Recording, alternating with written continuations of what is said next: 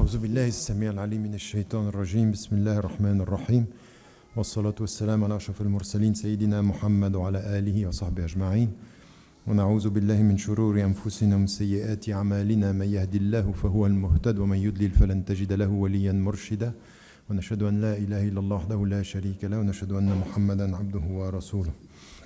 Assalamu alaikum wa rahmatullahi wa barakatuh.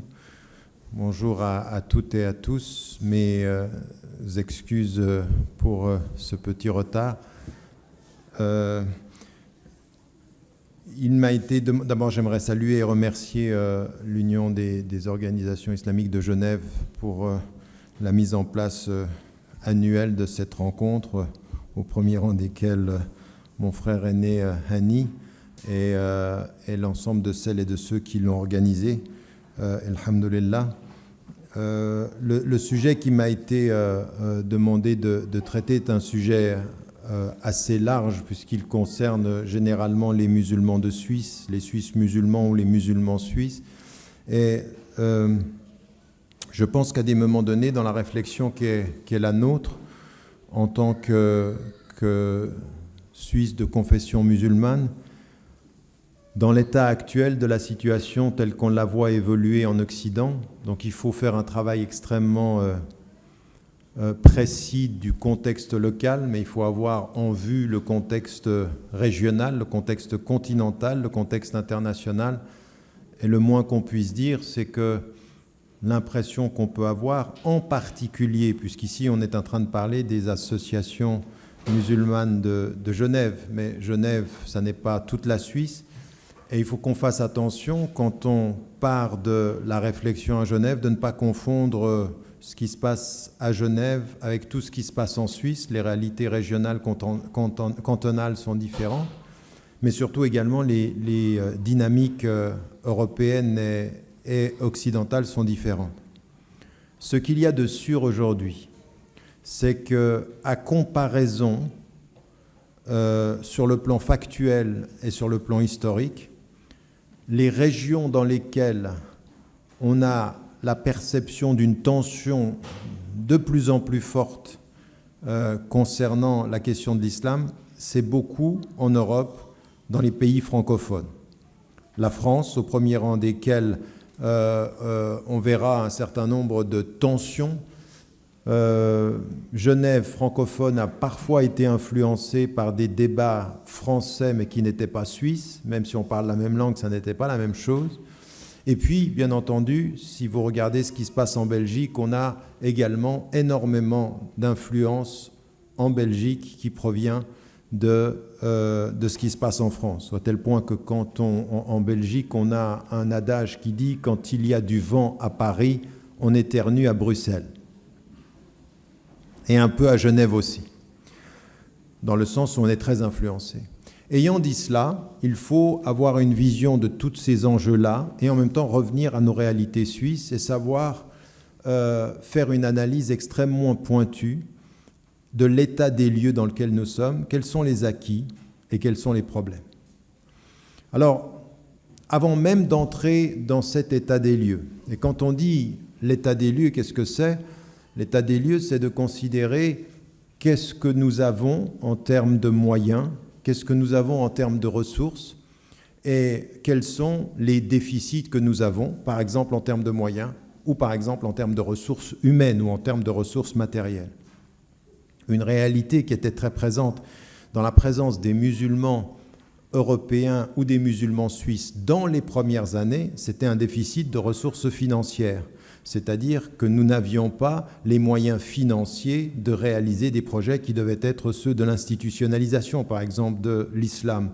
Mais ceci a changé. On s'aperçoit aujourd'hui qu'avec la présence de la première, deuxième, troisième génération, l'émergence de ces générations a aussi développé des capacités de capitalisation en termes de ressources financières. Alors, tout ça, ce sont des choses qu'il faut faire. Quand on parle de l'islam de Suisse ou des Suisses musulmans ou des musulmans suisses, et je vous expliquerai pourquoi de ce point de vue-là, je peux mettre l'un avant l'autre et l'autre avant l'un en termes d'adjectifs et en termes de substantifs.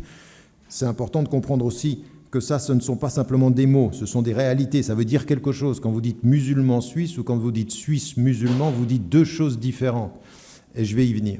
Ou quand vous dites musulman de Suisse, c'est encore différent de musulman en Suisse. Tous ces mots-là, et vous avez entendu parler d'un certain nombre de ces politiques français qui disent on parle de l'islam de France et non pas de l'islam en France.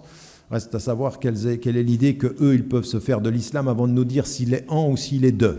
Mais avant, ça c'est une autre discussion. Revenons à la Suisse et essayons de nous poser des questions de façon méthodologique et de façon méthodique, avec une méthodologie qui clarifie les choses. Alors moi, ce qui m'intéresse, c'est dans notre réalité occidentale et dans la réalité suisse, de se mettre d'accord sur un travail de clarification.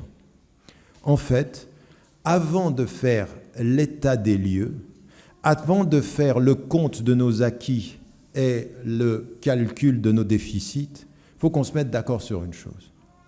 Au bout du compte, quand on s'inscrit dans une réalité qui est la nôtre, nous sommes des citoyens de confession musulmane en Suisse, où nous sommes résidents en Suisse. La première des choses qu'il faut faire, la première des choses qu'il faut déterminer, avant même de faire une analyse élaborée du contexte, c'est en fait une réflexion approfondie sur quels sont nos objectifs. En d'autres termes, ça, c'est ce qu'on va déterminer en arabe, comme en français, comme même dans tout ce qui va déterminer un travail institutionnel. Quand vous faites une organisation, on vous dit quelle est votre mission, quel est votre but et quel est votre message. Tout message, et l'islam est un message, risala samawiya, c'est-à-dire c'est un message qui vient du Très-Haut pour nous. Ce message-là, il porte avec lui une mission et une vision, des objectifs. Et c'est déjà là-dessus qu'il faut qu'on se mette d'accord. À notre niveau collectif, comme à notre niveau intellectuel, quel est l'objectif ? Qu'est-ce que nous essayons, ou quels sont les objectifs ? Parce qu'il y en a plus qu'un. Et ça va déterminer, la bonne connaissance de nos objectifs, va déterminer ce qui parfois nous manque, c'est une vision. Vous avez des gens qui sont pleins de ressources, mais qui n'ont pas de vision, et donc ils utilisent leurs ressources sans savoir ce qu'ils font, où est-ce qu'ils vont. Vous avez des gens qui ont énormément de ressources financières, mais ils n'ont pas des objectifs clairs sur ce qu'ils veulent réaliser. En d'autres termes, le bon usage de nos ressources humaines et financières ou des moyens que nous avons, elle ne peut se mesurer qu'à l'objectif. C'est tout ce que nous avons dans toutes les organisations. La première chose qu'on vous demande, c'est qu'est-ce que vous voulez réaliser ? Quels sont les buts de l'organisation ? Quels sont les buts de la communauté musulmane ? Quels sont nos buts prioritairement ?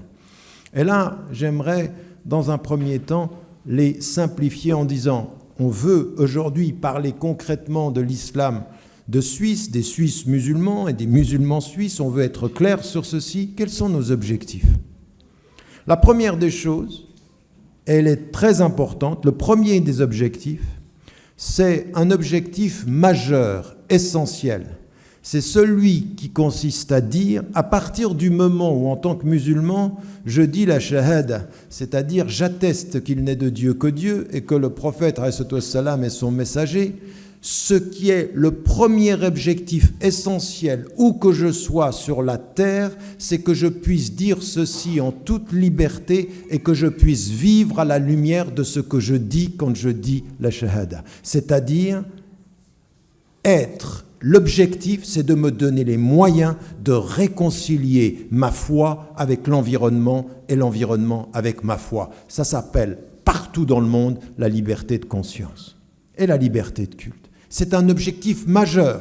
Mais attention, ce n'est pas simplement comme on le dit, comme les juristes le disent, vous avez le droit de dire que vous croyez en Dieu, vous avez le droit de pratiquer. Tout ça, c'est un ordre légal. L'ordre fondamental qui va déterminer l'identité, qui va déterminer l'action, qui va déterminer la présence est beaucoup plus profond simplement que de dire par ordre de la loi, vous avez le droit. Non, par le fondement de ma foi, est-ce que j'ai les moyens éducatifs, culturels, intellectuels, émotifs de pouvoir être réconcilié avec cette foi. Ça, c'est l'objectif premier. Tout autre objectif qui viendrait remettre en cause le fait que je puisse être réconcilié avec ma foi, c'est-à-dire qu'au nom de l'islam, je puisse vivre salamat an-nafs, c'est-à-dire la paix intérieure, tout autre objectif qui viendrait remettre en cause ceci est un objectif qui serait en soi contradictoire avec le premier. Donc ça, c'est le premier objectif. J'ai d'abord, au nom du message, à être fidèle à son contenu et à son objectif. Où que je sois sur la terre, quand je suis partout, dans tous les cantons de Suisse, où que je sois. Ça, c'est l'objectif premier. Deuxième des choses qui est important, c'est que, et donc vous avez bien compris, au nom de cet objectif, il va y avoir tous les moyens qui vont me permettre de les réaliser. Tous. Par exemple, je ne peux pas être réconcilié avec ma foi si là où je suis, je ne me donne pas les moyens éducatifs d'être en accord avec cette foi. Donc l'éducation est essentielle. Donc ce qui va être la conséquence de ce premier objectif, c'est que inductivement, je vais penser toutes les institutions qui vont me permettre d'atteindre cet objectif. L'éducation, la culture, le travail social, la présence. Donc inductivement, on part de l'objectif. Et vous le savez, tout ça, ce que je vous dis, ça a l'air d'être un langage très administratif, mais les savants de l'époque, ils disent « El-umur bimaqasidiha », c'est-à-dire les affaires sont en fonction de leur objectif. Pensez les objectifs et remontez des objectifs. Si vous allez voir, par exemple, dans la philosophie du droit des Chatibi au XIVe siècle, c'est à cela qu'il dit les premiers principes qui viennent de la Mecque, l'application qui viennent de Médine, et tout ça pour les objectifs qu'on doit réaliser à la lumière du message. Donc ce que je vous dis, c'est en nouveau français, mais c'est en ancienne langue traditionnelle islamique. Rien de nouveau dans ce que je dis. Donc premier élément, cet objectif-là. Deuxième des choses, c'est que là où nous sommes, الذين إن مكناهم في الأرض, ceux quand on les a établis, أقاموا الصلاة وآتوا الزكاة وأمروا بالمعروف ونهوا عن المنكر. Les deux premiers éléments ici, ceux quand on les établit sur la terre, où qu'ils soient sur la terre, qu'est-ce qu'ils font? Ils accomplissent la prière et ils donnent la zakat. Qu'est-ce que c'est ça? C'est l'expression de la réconciliation entre leur foi et leur pratique. C'est quand le culte répond à la foi et quand la foi se vit par le culte. La liberté de conscience et la liberté de culte, c'est ce que je viens de vous dire. Mais tout de suite dans le verset, qu'est-ce qui est dit? Un des objectifs, c'est commander ce qui est le juste et le bien et résister à ce qui est le mal. Un des objectifs de notre présence, c'est pas de venir en Suisse et d'être suisse et de se dire, vous savez, mes chers concitoyens suisses, la seule chose que je vous demande, c'est de m'accepter tel que je suis. Ah non, moi je ne suis pas au rabais. Je ne vous demande pas de m'accepter ou de me tolérer.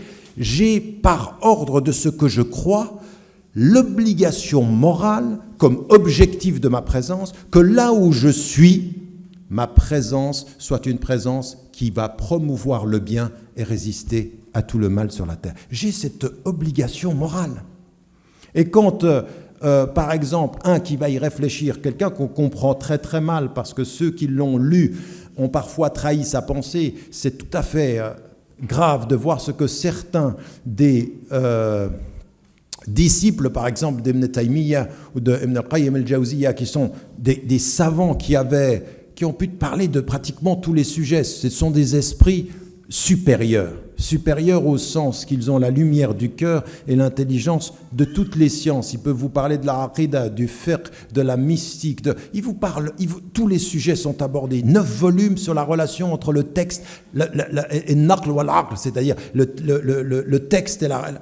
Ça, c'est des gens qui vous disent laissez la philosophie et qui, eux, maîtrisent les éléments de la philosophie. Ce n'est pas des ignorants de la philosophie qui disent cessez la philosophie. C'est quelqu'un qui dit attention, il y a philosophie et la philosophie. Il y a la philosophie négative qu'il faut laisser, et puis il y a la philosophie de la noblesse, celle qu'il faut élever, celle qui sait où elle va, celle qui sait comment elle construit l'être humain. Mais ce que j'aimerais dire par rapport à ça, c'est que lui, qu'est-ce qu'il dit? Il dit en fait, la réalité de promouvoir le bien et de résister au mal est un fard ayn, c'est pas un fard kifaya. C'est-à-dire, tu le fais pas toi, puis tu laisses la société, tu laisses pas quelqu'un le faire à ta place. Où que tu sois individuellement, chez toi, avec ton voisin, dans ton allée, dans ton appartement, dans ton quartier, partout, tu as le devoir moral d'être celui qui va promouvoir le bien et résister à ce qui est le mal. Et qu'est-ce que ça veut dire? Ça veut dire qu'un de mes objectifs, ça n'est pas d'être accepté par mes semblables, c'est d'être un agent de bien là où je suis.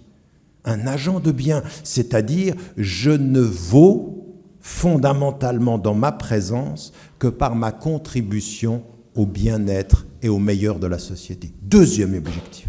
Et vous avez bien compris. Dès qu'on a dit ceci, comment ça va faire? Qu'est-ce qu'il faut faire? Il faut remonter. Quelles sont les institutions? Quel est le type de travail que je dois penser ici pour pouvoir réaliser ici le fait de promouvoir le bien? Mais attention, pas le bien uniquement pour les musulmans contre tous les autres, puisque le prophète a dit « Khayrukum anfa'ukum linnas » le meilleur d'entre vous, il est le plus utile aux gens. Quand on le voit avec les musulmans, ou avec les chrétiens, ou avec les juifs, ou avec les athées, il a la distinction de la présence. Là où il est bien, rayonne, là où il se trouve, rayonne le bien. Il promeut le bien pour tous, même pour autres que lui. Même dans le bien, il va s'élever contre ses frères en religion au nom du bien si ses frères en religion promeuvent le mal. Pourquoi? Parce qu'il suit l'exemple du prophète qui dit « Aide ton frère qu'il soit juste ou injuste. » Et comment tu vas l'aider quand il est injuste? Tu vas lui faire arrêter son injustice. Donc, au nom du bien, tu dois parfois être contre les tiens quand ils promeuvent le mal. C'est-à-dire, ça ne suffit pas de dire « Je suis ton frère en islam, accepte que je fasse le mal. » Non, tu es mon frère en islam, maintenant tu vas arrêter tout de suite ce que tu fais. Donc une attitude qui est une attitude de présence positive. Ça, c'est une de nos missions. C'est un de nos objectifs. Et recomprenez bien, c'est comme ça qu'il faut rentrer. Quand vous rentrez avec ces éléments-là, vous ne rentrez pas par la petite porte de l'intégration. Vous entrez par la grande porte de la contribution. Moi, la grande porte, elle est grande ouverte, la porte de ma société. C'est pas je rentre par derrière la scène, je dis « intégrez-moi ». Où est ma chaise? Non, c'est la grande porte de la contribution. Pourquoi? Parce que j'ai compris que là où je suis, je dois me donner les moyens de réconcilier cet univers avec ma foi qui me porte, mais aussi être un agent de contribution. Et donc cet agent de contribution, il est, et vous m'avez bien compris, à aucun moment, la promotion du bien et la résistance au mal ne veut dire que nous avons pour mission de convertir nos semblables. Ça, ce n'est pas une obligation parce que ce n'est pas en nos mains. C'est entre Dieu et les hommes. Nous, on doit être des êtres qui allons dans le juste milieu de la pondération, de la modération, de l'équilibre. Établissez l'équilibre avec équité. Nous avons fait de vous une communauté du juste milieu. Pourquoi? Pour que vous soyez témoins. Mais attention, le témoin n'a pas pour fonction et obligation de convertir, il a pour obligation de rappeler. Moi, je ne suis qu'un rappel. Si tu vois en moi le bien, pose-toi la question de ton mal. Pose-toi la question du sens. Pose-toi la question de ce que tu donnes à ta vie. Je n'ai pas à convertir, j'ai à rappeler. À rappeler qu'il y a des questions du sens, qu'il y a des questions. Ça n'est pas. Donc, ceux qui viennent et qui systématiquement, ils vous disent, nous sommes en Occident pour compter le nombre de convertis. Il y a même des gens, quand ils font des conférences, ils demandent aux gens à la fin, ils les mettent en rang, ils les disent combien on en a convertis aujourd'hui. On peut pas, c'est pas ça notre objectif. Ça, c'est pas comme ça. D'abord, moi, j'ai un problème avec les conversions publiques. Je suis pour la conversion intime et personnelle qui va vers Dieu sans s'exposer devant les hommes. Quand on est avec Dieu, on n'a pas besoin. Après, on fait ce qu'on veut, mais ces manifestations publiques de « on est fort parce qu'on compte les convertis », non. On est fort parce qu'on est sérieux dans la contribution positive à notre société. Donc, le but de commander, de promouvoir le bien et de résister au mal n'est pas une question de conversion. Nous ne sommes pas là pour convertir.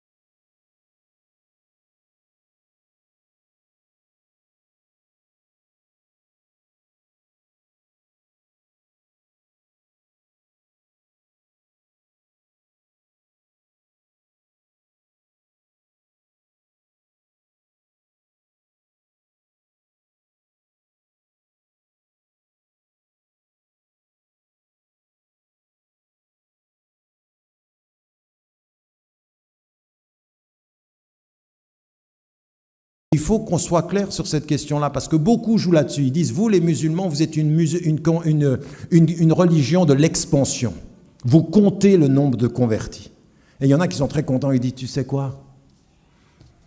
On est la communauté qui augmente le plus en termes de conversion. C'est la plus grande communauté. Comme si c'était une question de nombre. Mais le prophète, il nous a dit, un jour vous serez des millions, vous ne voudrez pas plus que l'écume sur la surface de l'eau. Ce n'est pas une question de nombre, c'est une question de qualité. Et l'imam Siraj Wahhaj, qui est dans la communauté des Noirs américains, des African American Muslims, il dit, nous on est très contents. Il y a une maison, on va se mettre à la porte de la maison et on compte combien il y en a qui rentrent dans l'islam. Et on dit, Masha'Allah. Il n'y a personne dans la porte de derrière qui regarde combien en sortent. Parce qu'il y en a qui entrent et qui en sortent. Parce qu'il y en a, c'est la réalité aujourd'hui. Alors après, vous pouvez considérer qu'ils n'ont rien compris. Notre but n'est pas de compter le nombre, il est de penser cette présence. Donc là, on a un deuxième objectif. Un objectif, il est majeur, il est celui de la contribution dans notre société. Troisième des objectifs, entre être soi et dans la société, promouvoir le bien et devenir des témoins de ce bien. Donc nous sommes shahid ala al-khayr, c'est-à-dire on est des témoins du bien et des résistants au mal. Et donc, j'ai bien dit résistants. Ça veut dire qu'aussi, même en Suisse, à un moment donné, il faut avoir le courage de la résistance. Il faut avoir le courage de la contestation. C'est pour ça que, quand à moi, on vient me dire, en tant que citoyen musulman, chevènement en France, musulmans, soyez discrets. Ou certains savants qui disent, éliminez votre visibilité. Non, attention. Moi, en tant que citoyen, il y a une chose qui est en accord entre ma citoyenneté et mon appartenance à la foi, c'est que quand je vois le mal, l'injuste, la corruption, j'ai ordre moral comme ordre citoyen d'avoir à le dire. D'avoir à dire, je ne suis pas d'accord. Donc, le meilleur des Suisses, ce n'est pas celui qui dit que la Suisse, elle a toujours raison, que la France a raison. Non, c'est un rapport de résistance critique, comme un citoyen, d'oser. Donc attention, parce que derrière les objectifs que je suis en train de vous dessiner, n'y voyez pas simplement une vie paisible. Ah non, c'est une vie qui cherche le paisible, mais qui sait que le chemin vers la paix est tariq ila salam, c'est-à-dire cette perception-là. Allah yad'u ila salam, ila dar salam. Deux, il vous appelle à l'espace de la paix. C'est ça qu'on veut. Mais dans l'espace de la paix, il va y avoir des djihad au sens noble. Jamais la guerre sainte, toujours la guerre juste, ou la résistance juste, ou la parole de justice. Qu'est-ce que c'est ? Dans le hadith qui dit qu'est-ce que ça veut dire? À un moment donné, c'est la main, c'est la langue et c'est le cœur. Le cœur, c'est le minimum de la foi. Mais de ce point de vue-là, il faut comprendre que dans cet objectif-là, il va falloir être courageux. Il va falloir à des moments donnés exprimer ce courage. Le courage, ce n'est pas de l'agressivité. Le courage, c'est la douceur de Moussa alayhi salam. C'est-à-dire, même avec ceux contre lesquels on va résister, notre but, ce n'est pas de les détruire. Parce que Moussa, quand il est envoyé à Pharaon, ce n'est pas détruire Pharaon, c'est la première des intentions qu'il a, c'est la'allahu yatadhakkaru aw yakhsha. C'est-à-dire, même cet homme-là, qui est le plus corrompu des corrompus et qui est l'arrogant des arrogants, toi tu lui parles en continuant à faire confiance à la nature que Dieu a mis en lui, la'allahu. Peut-être qu'il va se souvenir et peut-être qu'il va craindre, peut-être que quelque chose va se passer. Donc c'est toujours, même avec le pire, le bénéfice du doute. Parce qu'on ne sait pas, Dieu peut changer quelqu'un au plus haut comme il peut changer. Donc déjà, ça c'est un deuxième élément. Troisième des objectifs majeurs, c'est que non seulement c'est protéger, la deuxième, mais il y a une chose sur laquelle on n'insiste pas beaucoup et sur laquelle il faut insister. Et les savants, à un moment donné, se sont posé la question, quelles sont les deux sources, les deux références majeures de la pensée musulmane? Alors on dit toujours, il y a les textes, le Coran ou le Sunna, il y a le texte du Coran qui est notre source majeure, et puis il y a la tradition du prophète. Et il y a chez tous les savants, et en particulier chez tous les fuqaha, c'est-à-dire chez tous les juristes, et chez tous les maqasidiyin, c'est-à-dire tous ceux qui vont penser les objectifs, ils vont toujours mettre en évidence une chose qui est importante, dont il faut toujours tenir compte. c'est maslahat an-nas, c'est l'intérêt général.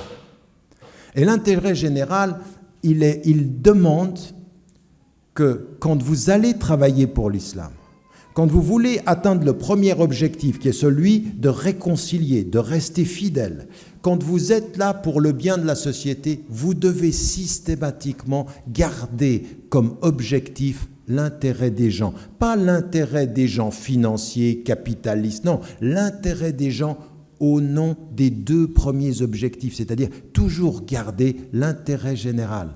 Vous ne travaillez pas contre l'intérêt général des gens, contre l'intérêt public et l'intérêt. Donc il y a toujours cette dimension. Pourquoi il faut garder ça comme objectif? Pourquoi l'intérêt maslahat an-nas est important? Il y a certains savants, comme Toufi par exemple, de l'école Hanbalite, ils vont très très loin, ils vont même dire que l'intérêt parfois peut avoir prééminence et précédence, ça c'est un terme anglais, qui peut avoir la supériorité et sur même l'application des textes. C'est un avis totalement marginal, mais qui est intéressant. Pourquoi? Non pas pour le suivre, mais pour comprendre que l'intérêt dans une société donnée va demander à ce que nous considérions comment les objectifs doivent être appliqués. C'est-à-dire qu'au nom de l'intérêt d'une société, on puisse penser à comment est-ce qu'on va appliquer les choses. Donc une fois qu'on a dit ça, qu'on remonte de ces objectifs-là, il faut faire attention à une chose, c'est que dans la pensée musulmane contemporaine, beaucoup de savants où beaucoup de jeunes intellectuels parlent souvent des objectifs comme pour minimiser les règles. Moi, je ne fais pas ça. Je ne suis pas en train de parler des maras, c'est-à-dire des objectifs, en disant les règles, c'est secondaire. Non, c'est toujours un équilibre. En fait, les objectifs donnent sens aux règles, mais ils ne les annulent jamais. Jamais, au nom d'un objectif, vous pouvez jeter une règle. Jamais. C'est-à-dire, il y a des règles très très claires sur lesquelles les objectifs sont les objectifs. C'est par exemple... Vous pourriez aller en vous disant, au nom de cet objectif supérieur, d'être accepté par les gens, on pourrait minimiser notre visibilité, enlève le foulard, ne prie pas. Non, ça c'est du folklore. Non, là on est en train de parler des deux. On veut les objectifs comme porteurs du sens du moyen, mais pas comme élimination du moyen, qui est la règle, qui est l'élément. Donc là on est toujours dans ce que je vous disais, un élément qui est toujours très important dans comment est-ce qu'on va porter les deux choses. Une fois qu'on a donné ces objectifs-là et qu'on se dit, voilà, nous sommes des musulmans suisses et des Suisses musulmans. Alors, comment est-ce que j'inscris les choses? Un musulman suisse, c'est une femme et un homme qui a des principes, qui sont des principes qui pour lui ou pour elle sont des principes de vie. C'est une philosophie de vie, c'est-à-dire ça donne sens à sa mort, ça donne sens à sa vie, ça donne sens à son quotidien. Et donc, le musulman suisse, il a une philosophie de vie qui va se traduire dans sa citoyenneté. Et ce qu'on dit, nous, depuis des années, c'est qu'il n'y a aucune contradiction entre les principes qui édifient notre foi et la possibilité de les vivre dans notre citoyenneté. Le Suisse musulman, c'est celui qui, à un moment donné, c'est le même en l'occurrence, mais celui qui, à un moment donné, va agir dans la société comme citoyen sans être en contradiction avec ses références. Donc, l'un commence par la philosophie et le traduit dans la citoyenneté, et l'autre, comme citoyen, à des moments donnés, quand il va voter, va s'engager comme citoyen sans être en contradiction avec sa philosophie. Les deux vont dans les deux sens. Et ceux qui sont un tout petit peu dans le complexe, on dit il faut toujours commencer par l'islam. Non, ça c'est dans le vocabulaire. Ici, n'exprime pas le fait de votre priorité. Systématiquement, quand vous êtes devant votre vie et devant votre mort, ce qui vient en premier, c'est votre foi, bien sûr. Et puis ensuite, il y a le passeport. Mais quand vous allez voter, quand vous allez interagir avec les autorités locales, vous êtes un citoyen et c'est votre passeport qui vous donne la possibilité d'interagir avec l'autorité locale ou l'autorité nationale. Il n'y a aucune contradiction. Donc, il ne faut pas tomber dans ce piège complètement stupide. Encore une fois, comprenez-moi bien, il faudrait qu'on les dépasse, ces questions-là, toutes ces questions qu'on a eues. Est-ce que vous êtes d'abord suisse? Est-ce que vous êtes d'abord musulman? Vous savez la réponse à cette question? Eh bien, la réponse à cette question, c'est que je ne réponds pas à des questions stupides. Elle est stupide, votre question.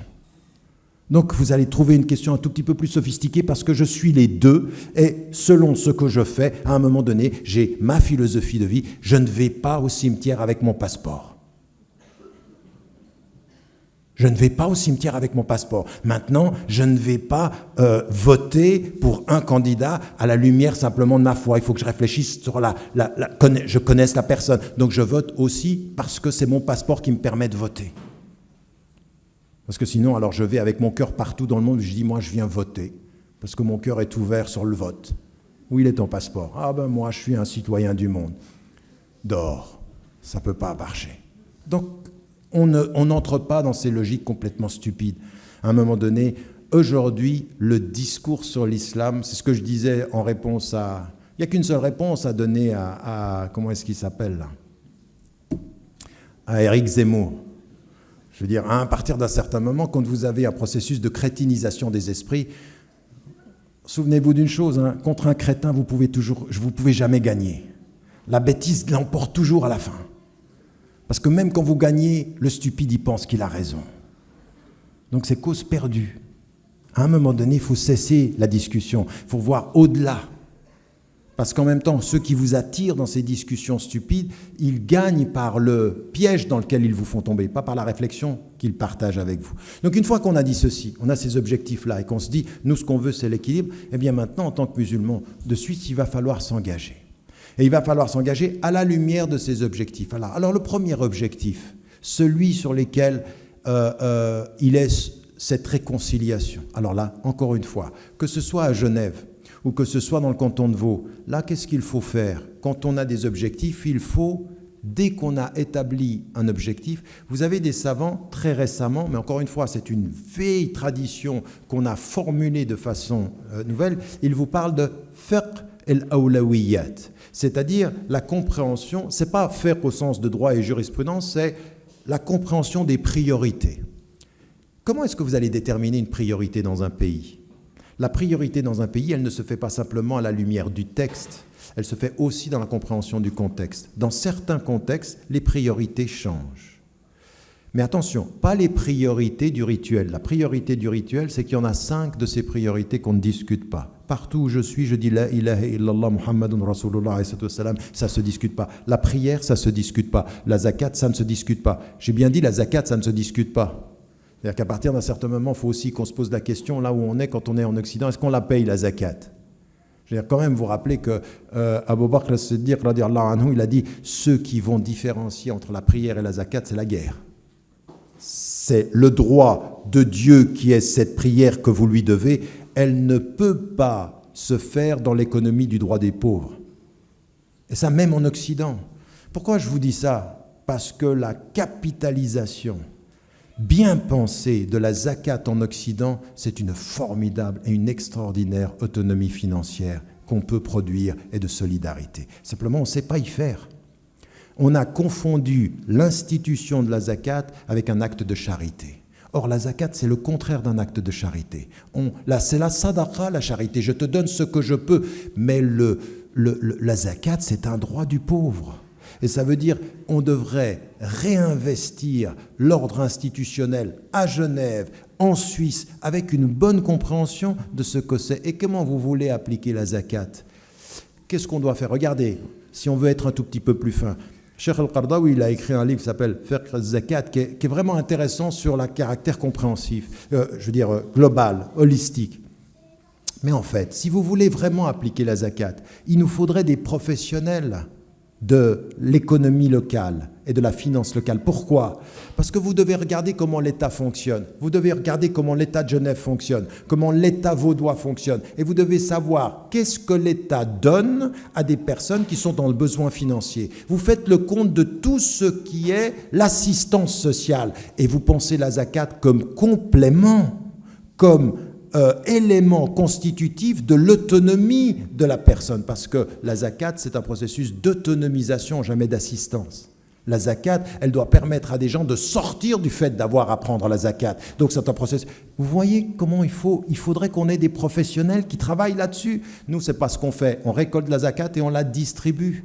Donc nous sommes encore dans l'étape infantile de notre présence. Pourquoi? Parce que nous n'avons pas encore fait l'étude du cadre juridique, du cadre étatique, de ce qu'on appelle de welfare state, c'est-à-dire l'État qui va offrir un soutien, à se dire, et la zakat, elle vient se placer où?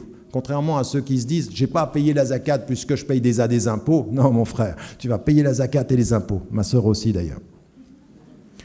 Donc, il faut payer. Mais après, il faut penser, voyez, le type de rapport sur des choses qui ne se discutent pas. Les 5 piliers, c'est-à-dire ensuite, il y a tout ce que l'on connaît des 5 piliers. Mais à partir de là, comment est-ce qu'on va travailler sur notre présence? Et ce que nous voyons aujourd'hui, dans tous les cantons de Suisse, il y a un travail extraordinaire qui s'est fait. Au nom de ces premiers principes qui sont indiscutables, il y a une chose qui est sûre, nous devons avoir des lieux de culte. Nous devons avoir des mosquées. Et ces lieux de culte, s'il était normal dans un premier temps que ces lieux de culte puissent être soutenus par des sociétés à l'extérieur ou des États, sur le long terme, ce qui sera notre présence institutionnelle par les mosquées doit être absolument de façon indépendante. C'est-à-dire que nous devons nous autofinancer. Et c'est possible. Vous savez que pendant le dernier mois du Ramadan, rien qu'en Angleterre, le mois du Ramadan, la capitalisation de Islamic Relief, une organisation de solidarité, vous savez combien c'était ? 700 millions de pounds. Un mois. Ça veut dire que les musulmans ne sont peut-être pas riches, mais ils sont généreux. Le problème que nous avons, c'est que notre générosité, parfois, elle est ou pour les mosquées ou pour la pauvreté. Aujourd'hui, il faut qu'on soit généreux avec des projets d'institutionnalisation. Il faut qu'on puisse comprendre aujourd'hui que l'argent qu'on met, ce n'est pas uniquement quand ce sont les pauvres ou uniquement quand ce sont des mosquées. Les institutions d'enseignement, des institutions de formation de l'imama, tout ça, ça doit être aujourd'hui notre perspective. Si l'objectif, il est essentiellement être fidèle et nous réconcilier, eh bien nous devons aller dans ce sens-là. Eh bien regardez ce qui est en train de se passer. Regardez par exemple avec les organisations que vous avez ici à Genève. Regardez dans tous les cantons de Suisse. Eh bien en moins de 50 ans, ce que nous avons fait est de l'ordre d'une révolution intellectuelle, une révolution dans notre compréhension. Tous ceux qui continuent à vous dire « vous êtes en train d'échouer, l'intégration ça ne marche pas », et puis, eux travaillent contre l'histoire, parce qu'en fait, l'histoire travaille dans notre sens. Nous sommes en train de réaliser ceci. Maintenant, on doit s'améliorer. On doit penser le travail institutionnel avec une vision beaucoup plus claire. Beaucoup trop de gens travaillent, mais n'ont pas établi une vision claire de ce qu'ils veulent faire. Donc, ça veut dire tout ce qui va concerner, par exemple, les mosquées, tout ce qui va concerner les éléments de l'enseignement. Et les éléments de l'enseignement, ce n'est pas uniquement, bien entendu, c'est l'apprentissage du Coran, l'apprentissage des règles élémentaires de l'islam, de son éthique et tout ceci. Mais c'est plus que ça. Quelqu'un qui veut réussir en Occident à réconcilier le musulman avec son environnement doit enseigner sur l'islam et sur l'environnement. Il faut intégrer à l'enseignement cet environnement. Alors maintenant, ce qu'on peut voir dans beaucoup de mosquées, dans beaucoup d'institutions, c'est qu'on évolue. Mais là encore, nous devons en Suisse faire un travail beaucoup plus important. Et il sera très contextuel. Moi, pendant des années, j'ai travaillé comme prof, j'étais à Fribourg. Je peux vous dire une chose, c'est que dans certaines façons de penser la religion, dans certaines façons de penser le social, ce n'est pas la même chose. Le canton de Fribourg, ce n'est pas le canton de Genève. Et le canton de Genève, ce n'est pas le canton de Vaud. Et le canton de Vaud, ce n'est pas Zurich. Il faut avoir une connaissance de son milieu. Il faut avoir une connaissance de comment les autorités, comment l'histoire de Genève elle-même n'est pas du tout l'histoire de la Suisse alémanique ou de n'importe quel autre canton. De ce point de vue-là, l'institution qui va permettre et qui doit nous permettre cette éducation et la protection de notre identité, qui reste toujours une identité ouverte, elle doit reconnaître ceci, elle doit l'intégrer. Le fait, par exemple, d'un élément important, si vous voulez permettre de réaliser le premier objectif, c'est d'être bien et réconcilié avec sa foi, vous ne pouvez pas être peu clair ou ne pas avoir comme priorité, par exemple, la maîtrise de la langue du lieu où vous êtes. Pourquoi ? Parce que l'un des éléments du bien-être que vous allez avoir, c'est la langue. Donc en l'occurrence, il faut qu'on puisse avoir accès par la langue arabe au texte fondateur, mais à Genève, ou dans le canton de Vaud, ou dans le canton de Fribourg, il faut parler la langue française et la maîtriser. Il faut parler la langue allemande, il faut parler la langue italienne. Parce que ce sont des éléments de maîtrise. Pourquoi ? Parce que l'autonomie que vous voulez en tant que musulman, elle passera par l'autonomie que vous aurez aussi en tant que citoyen.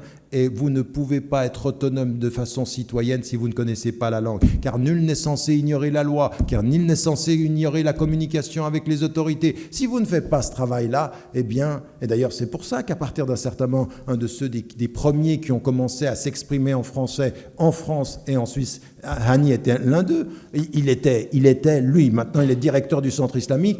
Tout le travail qui a été fait entre lui et certains autres acteurs au début, pendant les années 80, qu'est-ce que c'était ? C'était la réconciliation du fait d'être musulman avec la langue française sans que ça pose un problème. Au contraire, une bonne maîtrise de la langue, c'est le début de l'autonomie. Dans un milieu francophone, évidemment, sans problème. Et ça doit être une chose que l'on doit comprendre. On ne perd pas son identité musulmane quand on acquiert une langue étrangère.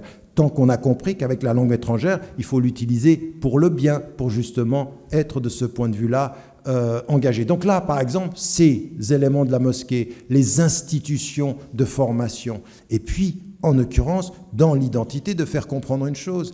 On a sous-estimé le fait de protéger du bien-être de ceux, et ça je le répète tout le temps, ça veut dire qu'il faut que nous ayons des institutions, des espaces où il y ait plus de créativité culturelle, plus de créativité intellectuelle. Ça, on doit aussi le faire. On doit voir aujourd'hui apparaître dans tous les cantons de Suisse une expression culturelle totalement enracinée dans la culture du canton, mais avec notre expression à nous, sans que ça pose un problème. Donc vous voyez, l'objectif premier va demander des priorités. La priorité de la mosquée, on l'a dépassée, on a réalisé des choses extraordinaires de ce point de vue-là.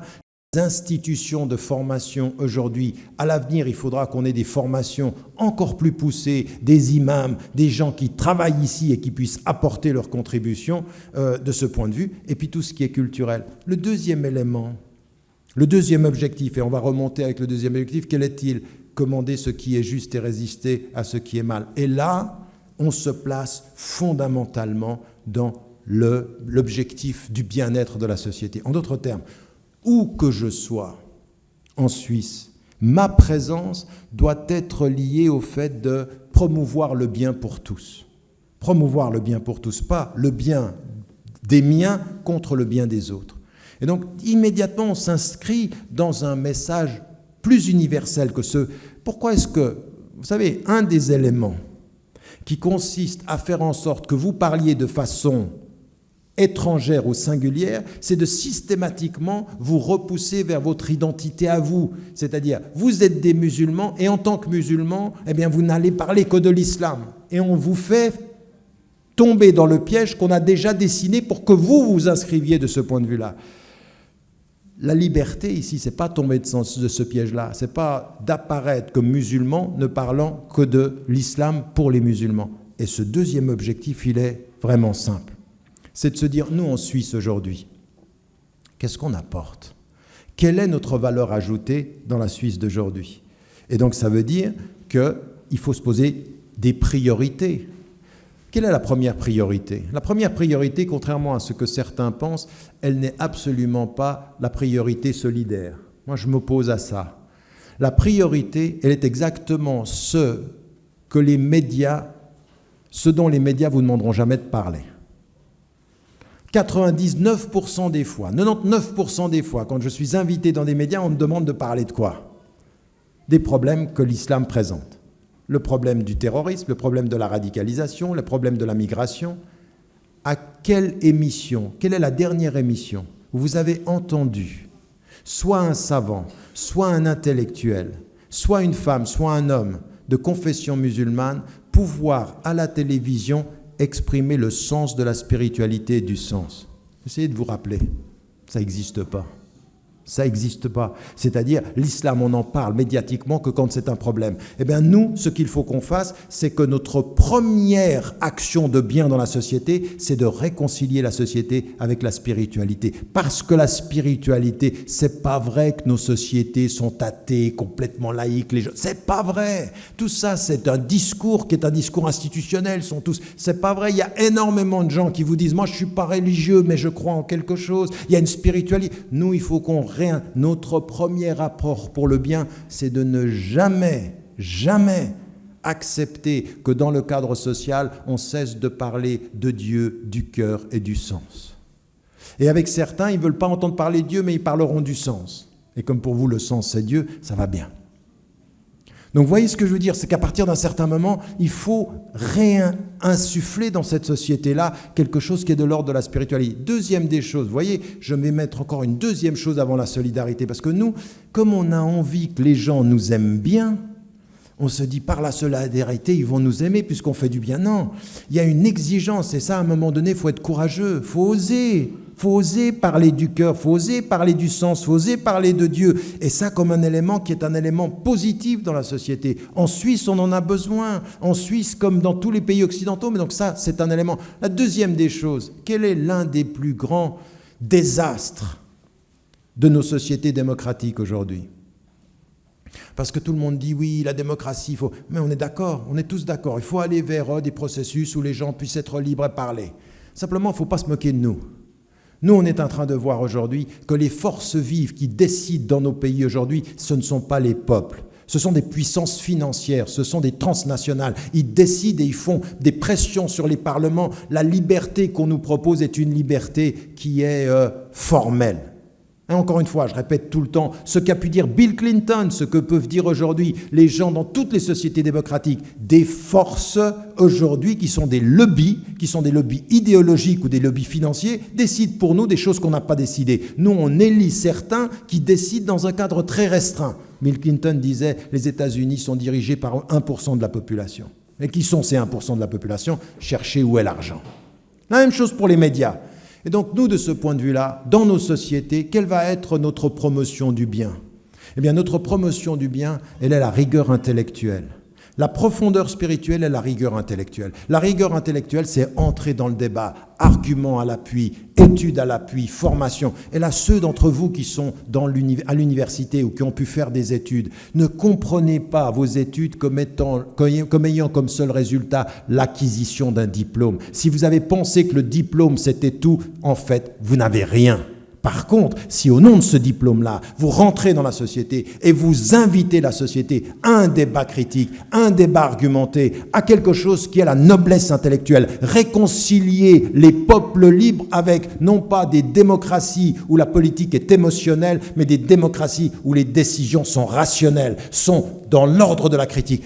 Est-ce qu'on ne doit pas faire ça ? Est-ce qu'aujourd'hui, on n'a pas à avoir des gens qui sont courageux ? Écoutez, assis dans cette salle, vous pouvez célébrer vos savants. Combien il y a de savants qui ont fait toute l'histoire de l'islam, mais ils n'ont pas hésité à regarder leur société en face, leurs gouvernants en face, jusqu'à aller en prison au nom de ce qu'ils pensaient. Les plus grands savants du cœur n'ont pas forcément toujours été libres. Pas toujours, des fois ils étaient en prison, mais pourquoi ? Parce qu'ils avaient la dignité de ceux qui ont une parole. Aujourd'hui, je ne vous invite pas à aller en prison, mais justement à en sortir, à sortir de la prison de l'émotif, de proposer à la Suisse, à Genève, en canton de Vaud, des espaces où on discute de choses un peu plus critiques. Et ça veut dire quoi ici ? Ça veut dire qu'il faut inviter les musulmanes à venir critiquer. Mais est-ce qu'on ne peut pas identifier en Suisse des acteurs de la société suisse qui sont peut-être pas de confession musulmane, ils sont chrétiens, ils sont juifs, ils sont même athées, mais ils ont une réflexion, ils apportent quelque chose. Et on les invite, on veut débattre. Nous, on a compris que el hiwar, parle avec eux de la meilleure façon. C'est ça qui va nous redonner la noblesse. Quand tout le monde est le sujet d'une politique émotionnelle, là où est le musulman pour le bien, c'est le débat critique, posé, rationnel et sage. C'est ça que nous devons faire aussi. Vous voyez que les deux éléments, le spirituel et l'intellectuel, nous sommes en déficit de réflexion. Regardez ce qui est en train de se passer. Ça veut dire aussi même d'être critique par rapport aux médias. Quand vous voyez ce qui est en train de se passer au niveau des médias, regardez comment les médias se sont constitués maintenant aux États-Unis. Parce que les médias sont libres, sauf qu'ils sont dans les mains de certaines personnes qui les tiennent. Ce n'est pas la censure, c'est la direction idéologique de l'ensemble. Il y a un dernier livre qui est sorti de Mauduit en France, qui est... comment il s'appelle déjà cet ouvrage? Il vient de sortir, et en plus je viens de le terminer. Ça va me revenir. Il vient de sortir sur l'information. Et vous voyez mais des choses ahurissantes sur comment des gens tiennent 1, 2, 3, 4 médias à gauche, à droite, et il a les mêmes. Drahi, là, il a l'Express à droite, Libération à gauche, il a BFM entre les deux, citoyen franco-israélien, responsable de I24, celle qui diffuse en français depuis Tel Aviv, puis en arabe pour faire concurrence à Al Jazeera, et puis en anglais pour la BBC, et c'est la même personne. Et à un moment donné, Valls va en Israël et il va faire une conférence de presse. Et qui rend compte de la visite de Valls? Eh bien, par hasard, ils étaient d'accord. BFM, l'Express, et Libération, et I24, ensemble. Et vous regardez ça, si vous ne savez pas que la même personne détient les 4, vous pensez, ah, ils aiment Valls. Ah oui, ils l'aiment bien, oui. Il y en a surtout un qui l'aime bien. Il y en a surtout un qui est dans le monde des affaires. Donc, cette main basse sur l'information, mais nous, ça aussi, il faut le savoir. On ne peut pas être un citoyen libre sur ces choses-là. Donc, il faut s'éduquer intellectuellement. Un musulman libre, ce n'est pas un musulman qui lit que le Coran. Il lit le Coran librement et il lit sa société librement aussi. Lire la société. Quand Allah subhanahu wa ta'ala envoie « Aqra bismi rabbika alladhi khalaq », il dit « lis 2 fois, lis le Coran et lis le monde ». Quand tu lis le monde, tu lis le Coran. Quand tu lis le Coran, tu lis le monde. Et dans les 2 lectures, tu feras quelque chose. Donc là, il faut qu'on soit engagé de ce point de vue-là. Donc, qu'est-ce que l'on fait? Qu'est-ce qu'on apporte? Notre apport. Quand tout le monde commence à penser superficiellement, si nous avons un apport positif de résistance à cette pensée superficielle, c'est ça aussi. Ça s'appelle comment? Un djihad intellectuel. Un djihad intellectuel. Il y a le djihad spirituel, il y a le djihad intellectuel. Noble. On n'a pas d'armes. On a l'arme de la critique, on a l'arme de la pensée, on a l'arme de la discussion critique. Et on ne se laisse pas faire. Mais pour ça, qu'est-ce qu'il faut? Il faut bien comprendre que si vous n'avez pas compris que si vous rentrez dans l'arme intellectuelle, il faut connaître la langue. Parce que là, certains... en France, il y en a qui se disent le représentant des musulmans, c'est Chalgoumi. Et à un moment donné, on dit mais pourquoi ils choisissent lui? Il n'arrive pas à faire une phrase complète. Pourquoi ils le choisissent lui? Alors on n'a rien contre ceux qui ne parlent pas bien le français, mais quand on choisit de l'islam de France, quelqu'un qui ne parle pas le français, on est en train de dire quoi? Que l'islam est étranger. En fait, c'est un jeu. Et qui est-ce qui va lui donner, faire un livre avec lui? Le grand présentateur du téléjournal. Pujadas fait un livre avec Chalgoumi, ça vous donne du prestige. Ben ça, c'est quoi? Nous, on doit bien comprendre ceci. Alors en Suisse, aujourd'hui, cet engagement, on doit l'avoir. Alors, je prends ici la France comme contre-exemple, mais c'est justement, il faut faire attention à ne pas tomber dans le piège de toujours ce contre-exemple-là, de voir les dynamiques plus positives. En Suisse, aujourd'hui, nous avons des possibilités, des opportunités ô combien plus grandes que ce qui se passe dans les pays voisins. Simplement, maintenant, il faut étudier ça. Donc là, c'est comment est-ce qu'on va s'engager. Le 3e chantier de l'engagement pour le bien aussi, eh bien, de ce point de vue-là, c'est tout ce qui va concerner la solidarité, la justice sociale. La justice sociale. Et là aussi, ce n'est pas la justice sociale pour nous. Moi, si vous voulez, je serai le premier à lutter contre l'islamophobie. Mais si je vais tomber dans le piège en tant que musulman de ne m'occuper que de l'islamophobie, de ne passer mon temps à me plaindre qu'on ne m'aime pas, ben ça, je tombe dans un piège. Non, l'islamophobie est une forme nouvelle d'un racisme ancien. Donc on va l'utiliser aussi en disant, alors bien entendu, il a une autre forme, il est religieux, il y a quelque chose de très très spécifique, mais de ce point de vue-là, on va s'engager contre tous les racismes et on va l'intégrer à une lutte générale contre tous ces racismes-là, qu'on va montrer la logique de l'expression de cela. Et là aussi, donc ça veut dire qu'on ne tombe pas dans le piège de devenir des victimes. Celui qui comprend sa présence comme un apport de bien, ce n'est pas une victime. On ne peut pas être une victime si on comprend que là où on est, on est une valeur ajoutée de bien. On ne peut pas être une victime. On va transformer tous les obstacles en propositions de contribution dans la société. Et en Suisse, il nous faut ça aujourd'hui. Et là aussi, il faut institutionnaliser ce travail. Ce qu'ils ont fait aux États-Unis, ce qu'ils ont fait en Grande-Bretagne, ce qu'ils ont fait en France, par rapport à la question, par exemple, de dire, attendez, maintenant, nous, on est contre tous les racismes. Le racisme contre les Noirs, le racisme contre les Arabes, le racisme contre les Roms, le racisme contre les réfugiés, le racisme contre l'islam, l'antisémitisme, tout ça, on est contre tout ça. Et donc à partir de ce moment-là, quand on est entre tout ça, il faut institutionnaliser ceci, il faut qu'on soit présent. En d'autres termes, celui qui a compris ou celle qui a compris en Suisse qu'il doit répondre à cet objectif d'être un agent de bien, il ne faut pas qu'il ne parle que de l'islam, il faut qu'il parle de tout ce qui va bien et de tout ce qui va mal. Il faut que notre voix, elle soit plurielle, mais avec du professionnalisme. Il ne faut pas parler de tout n'importe comment. Il faut parler de ce que tu sais est bien. Puisque ce que nous dit le prophète, c'est clair. C'est-à-dire, maîtrise ton sujet. Maîtrise ton sujet. Tu ne sais pas, tais-toi. Le pire que tu puisses faire, c'est d'aller parler d'une chose que tu ne connais pas.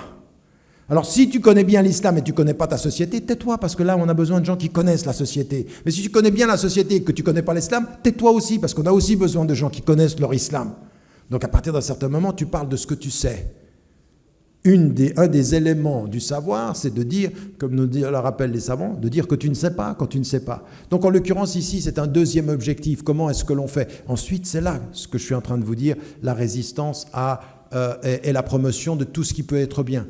Et là, on doit aujourd'hui passer à une autre étape, ce que je disais dans le livre « Les musulmans d'Occident à l'avenir de l'islam », l'étape de l'institutionnalisation de notre présence sur les questions qui concernent la justice sociale, l'éducation, qui concernent l'environnement, tout ça, ça fait partie. Et qu'est-ce qui est en train de se passer en Suisse? Eh bien, de plus en plus, on voit des jeunes filles et des jeunes hommes qui sont mieux et mieux formés et qui commencent à entrer. Donc, soyez positifs. Il y a un élément que je dis toujours, je le disais aux frères hier à Lausanne, en fait, nous sommes trop pressés. Nous sommes trop pressés. Nous pensons, alors bon, maintenant quand on a atteint plus de 50 ans et qu'on dit ça fait 30 ans que je répète toujours la même chose, mais 30 ans dans le temps de l'histoire, qu'est-ce que c'est? Mais c'est rien du tout. 30 ans, mais tu rigoles, 30 ans, c'est même pas c'est une génération et 10 ans, et 5 ans. Les sociétés se changent sur 2 ou 3 générations. La modestie, l'humilité de ton action, c'est de comprendre que tu n'es même pas une génération et demie dans le temps de l'histoire, c'est rien. Par contre, ce que tu dois faire, tu dois le faire. Tu dois être l'élément qui fait passer d'une génération à l'autre. Mais je vais vous dire une chose, il ne faut pas être trop pressé. Les gens qui se disent « mais ça fait 10 ans qu'on n'arrête pas de se justifier », ben ça va encore être pour 20 ans. Mais ce qu'on doit faire, c'est sortir de l'idée de la justification pour l'idée de la contribution. C'est notre mentalité qu'il faut changer tout de suite en sachant que les perceptions sont sur le temps. Donc je répète, changer immédiatement notre mentalité pour comprendre que les perceptions demandent du temps. Moi, ce que je disais dans le livre Mon intime conviction, il va falloir 2 générations. Maintenant encore 2 générations, mais de travail constant sur le terrain, d'établir tout ce qu'on est en train de dire. Ça va prendre du temps. Mais ce que nous sommes déjà en train de voir, ce pourquoi aujourd'hui, à l'heure où je vous parle, les gens s'excitent en Occident sur la présence de l'islam, ce n'est pas parce que ça échoue, c'est parce que ça avance. C'est le contraire. On nous dit ça échoue pour nous confiner dans l'idée qu'on est en train d'échouer et de ne plus regarder le mouvement historique. À force de regarder l'anecdote qui dit l'échec, nous ne voyons pas le mouvement historique qui prouve le succès. Le mouvement historique est en train de prouver une chose incroyable, incroyable. Mais regardez certains de vos savants, même des savants de référence, qu'est-ce qu'ils disaient il y a 25 ans et comment ils ont vu les choses évoluer. À un moment, ils disaient, tu prends même pas le passeport, t'es même pas chez toi. Et maintenant, ils changent, ils ont compris. Pourquoi? Parce qu'un savant, qu'est-ce que c'est? Un faqih, qu'est-ce que c'est? Un faqih, quelqu'un qui a la compréhension profonde des textes et du contexte, qu'est-ce qu'il comprend? C'est qu'à un moment donné, tu dois prendre en compte le contexte. Tu ne peux pas utiliser le texte contre le contexte. Tu dois faire le tenzil et nas ala al-waqi', c'est-à-dire tu dois connaître le contexte. Donc ce contexte, qu'est-ce qu'il dit? On a énormément évolué, ça a énormément changé. Donc nous sommes dans un mouvement qui est beaucoup plus positif que ce qu'on dit, quel que soit Et vous savez, il y a des critères qui nous permettent de le voir très clairement.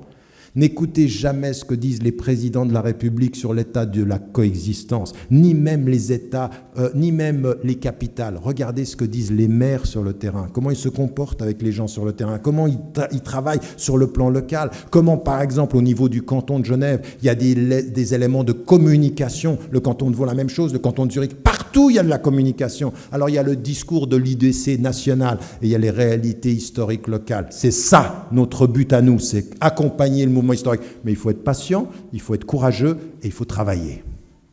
Travailler, le travail, le djihad, au sens noble du terme, faire la résistance pour le bien, la patience, le sabr, parce que c'est tout ce que l'on a et on sait que ça prendra du temps. Et puis de ce point de vue-là, et tawakkul ala Allah, on fait ce qu'on peut, puis après, on s'en remet à Dieu, mais on fait ce qu'on peut. On est comme le bédouin.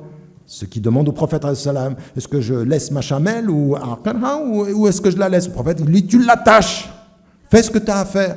Après tu dis, Inch'Allah, elle restera. Donc ce travail-là, on a à le faire. Et le dernier élément, et je finirai par là, vous avez bien remarqué ici que inductivement, on remonte à nos priorités. Et tout ce que je suis en train de vous dire, c'est une vision à partir de nos priorités, el-awlawiyat, quelles sont nos priorités. Et il y a de ce point de vue-là à faire attention à maslahat nas, le bien général. Nous ne sommes pas là. Le prophète, il dit une chose très très importante. Quand il dit « yassiru wa la tu'assiru », faciliter les choses aux gens. Faciliter les choses aux gens, ça ne veut pas dire oublier les principes. Non, ça veut dire appliquer les principes en comprenant quelles sont les priorités. Il y a des choses qui viennent avant. Ne commencez pas à mettre le détail au-dessus de l'essentiel.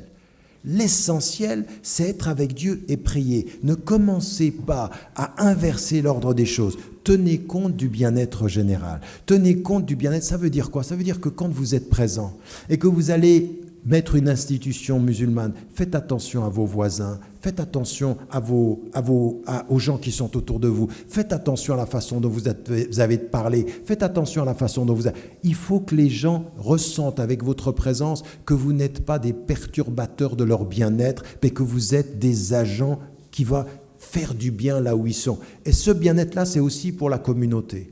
Pourquoi est-ce qu'il faut insister là-dessus? C'est parce que nous sommes souvent en train de répondre par la règle à des éléments qui demandent un peu de psychologie, qui demandent de comprendre. Et qui sont ceux qui connaissent les psychologies des gens avec qui ils vivent? Eh bien, ce sont vous, ce sont les citoyens qui sont sur le terrain, qui peuvent savoir comment. Et les savants doivent écouter ceci, ils doivent écouter comment va se traduire maslahat nas dans ce domaine particulier. Ils doivent écouter parce que ça vient de nous. Nous, on peut être sensible à ça. Le meilleur des savants qui ne serait pas à l'écoute de la base, peut être le plus mauvais de ceux qui va appliquer. Il va donner une très mauvaise réponse parce qu'il ne sait pas cette dimension-là de maslahat nas. Et d'ailleurs, Ibn al-Qayyim al-Jawziyya, quand il parle même de tout ce qui va être lié à la charia, il dit là où il y a la maslaha, c'est la charia. La charia, c'est ça, elle va protéger l'intérêt des gens. Et donc nous, il faut qu'on comprenne ceci. On est là pour protéger l'intérêt général, avoir un sens des priorités. Et en Suisse, c'est ce que nous avons à faire.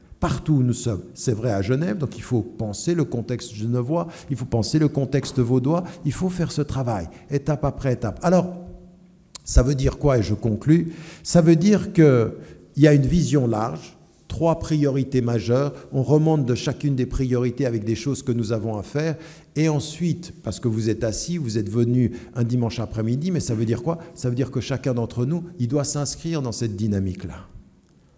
Et c'est pour ça que le but, c'est pas de venir et puis de compter, on est très content, on était 100, 200, 300, un dimanche après-midi, et c'est bien. Après, comment vous faites maintenant pour, à partir de ces visions-là, vous vous situez où? Qu'est-ce que vous faites concrètement pour réussir à réaliser le premier objectif de l'édification spirituelle, de l'édification intellectuelle, de cette protection-là? Chacun d'entre nous doit être engagé à ça. Deuxième des éléments, qu'est-ce que vous faites? Quel type d'agent de contribution êtes-vous là où vous êtes, dans votre école, dans votre travail, sur le plan du terrain? Que chacun se pose ces questions-là, c'est-à-dire que c'est un vrai travail de muraqaba, c'est-à-dire d'auto-évaluation de qu'est-ce que je fais. Toute éducation, et nous sommes tous dans des processus d'éducation, passe par une évaluation. Qu'est-ce que je fais, moi, dans ma vie pour être un élément de contribution? Donc on prend les choses très simplement. Vous prenez 30 secondes. Et là, vous vous imaginez, demain c'est lundi, c'est un jour de travail. Là où vous êtes dans votre travail, là où vous êtes dans votre communauté humaine, en quoi êtes-vous une contribution? Qu'est-ce que vous apportez de plus qui puisse être du sens, de l'éthique, des objectifs et une présence positive? C'est ça qui est important. À un moment donné, vous savez, les gens vous amènent à parler de l'islam, mais ils ne voient plus en quoi et pas comment l'islam fait quelque chose où vous transforme vous en être de bien. Et à un moment donné, il faut peut-être moins parler d'islam et devenir plus musulman. C'est-à-dire dans ce qu'on est, non pas simplement dans toujours être dans la défense. Il y en a, quand vous regardez leur vie, ils sont loin de tout ce que peut représenter la dignité d'être musulman, mais ils sont toujours en train de défendre l'islam. Et il dit, ouais, mais quand je vois ta vie, il y a une petite contradiction quand même. Et donc à un moment donné, il faut peut-être arrêter ça, puis se dire, moi dans ma vie, là maintenant, qu'est-ce qu'on voit de moi qui puisse être cet élément distinctif dans ma façon de parler, dans ma façon de servir, dans ma façon d'être avec les gens, dans mon interaction. Des petites choses qui font que les gens changent d'opinion. Les gens changent d'opinion. Vous savez, vous pouvez avoir tous les 20 heures du monde, tous les médias du monde. Mais si vous savez des millions de personnes sur le terrain qui petit à petit montrent une image qui est différente, eux, ils font la différence. Le mouvement historique, ce n'est pas le 20 heures. Le 20 heures, c'est l'instantané. C'est juste les nouvelles du jour. Nous, il faut que ce soit les nouvelles de l'histoire. Il y a une différence entre les nouvelles du jour, c'est instantané, entre 20h et 20h30, on va dire ce qui se passe dans le monde, et le mouvement historique. Nous, entre 8h le matin et 6h le soir, on va être les nouvelles du monde. Nous sommes dans une interaction longue, c'est-à-dire que nous portons quelque chose qui est... Mais ça demande à chacun d'entre nous de se poser la question, c'est-à-dire comment on parle, comment on sert, etc. Et puis le dernier élément, faciliter les choses aux gens. Faciliter, c'est-à-dire que la présence musulmane, elle ne doit pas être une présence recroquevillée, fermée. Chaque fois qu'on voit un musulman, on a l'impression qu'il a un problème de bien-être, un problème de coexistence avec son voisin ou sa voisine. Et qu'on fasse attention à ça, même dans la communauté musulmane. Ça, ce sont des choses sur lesquelles il faut qu'on avance. Et donc, ce que j'aimerais dire, c'est que ça demande à chacune et à chacun de s'y engager. La bonne nouvelle, c'est que ça a énormément avancé depuis 50 ans. L'autre bonne nouvelle, elle demande énormément d'humilité intellectuelle, c'est ne soyez pas pressés. La pression à laquelle nous faisons face, le discours négatif auquel nous faisons face, il est normal. Il est normal, il fait partie d'un moment de l'histoire où tout à coup une société est en train de voir des femmes et des hommes qui s'installent, qui s'assument et qui s'émancipent, qui se libèrent. Et donc c'est normal. C'est normal que les gens s'excitent. C'est pas normal que vous vous excitiez. C'est normal que les gens puissent vous rejeter. C'est pas normal que vous démissionniez. Et c'est normal que parfois on vous attaque. C'est pas normal que vous vous attristiez. Il faut comprendre ce verset du Coran. Attention, ne perdez pas espoir, ne soyez pas triste. Vous serez gagnant si vous êtes croyant. Mais c'est quoi être gagnant? Vous allez les combattre? Vous allez leur imposer? Non. Vous allez sortir libre de ce processus historique. Vous allez pouvoir être vous-même. Vous allez pouvoir contribuer au meilleur de la société. La victoire du musulman ne se compte pas par qui il a combattu ou par qui il a tué ou par qui il a converti. La victoire du musulman, c'est ce processus par lequel elle ou il est fidèle à ses principes et qu'il arrive à Dieu avec un cœur comme il était né. Illa man atallaha biqalbin salim. Voilà, c'est ça ma victoire. Ma victoire, c'est pas de te battre. Ma victoire, c'est pas de te perdre. Ma victoire, c'est pas de te casser. Ma victoire, c'est comment je vais pouvoir me libérer des aliénations pour revenir à Dieu avec un cœur saint. Celui qui puisse dire, j'atteste qu'il n'est de Dieu que Dieu et que Muhammad, alayhi salatu wassalam, est son messager. Wassalamu alaikum wa rahmatullahi wa barakatuh.